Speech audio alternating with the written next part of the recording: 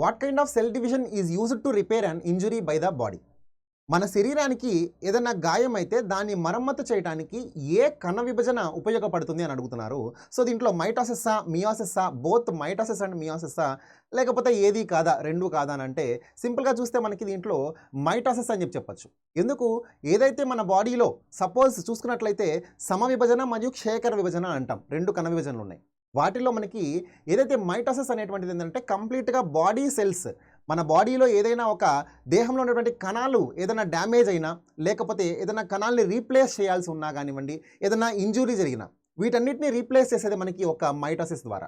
మరి మియోసిస్ అనేది కేవలం మనకి ఏంటంటే ఓన్లీ రీప్రొడక్షన్లో మనకు అది పనిచేస్తుంది. అంటే లైక్ రీప్రొడక్టివ్ సెల్స్, స్పర్మ్ కానివ్వండి, ఓమ్ని కానివ్వండి, వాటిని యొక్క తయారీలో మాత్రమే మనకి ఈ యొక్క మియోసిస్ అంటే ఒక ప్రక్రియ పనిచేస్తుంది. కానీ మైటోసిస్ అనేది like all the body organs, మనకి బాడీలో ఉన్నటువంటి అన్ని అవయవాలని, వాటి యొక్క కణజాలాన్ని రిపేర్ చేయడానికి వాటికి ఉపయోగపడుతుంది అని సింపుల్గా చెప్పచ్చు. ఈ క్వశ్చన్ సంబంధించినటువంటి ఆన్సర్ కామెంట్ సెక్షన్లో కామెంట్ చేయండి. ఇలాంటి మరిన్ని ఇంట్రెస్టింగ్ ఎంసీక్యూ కోసం ఇప్పుడే మన ఛానల్ని సబ్స్క్రైబ్ చేసుకోండి.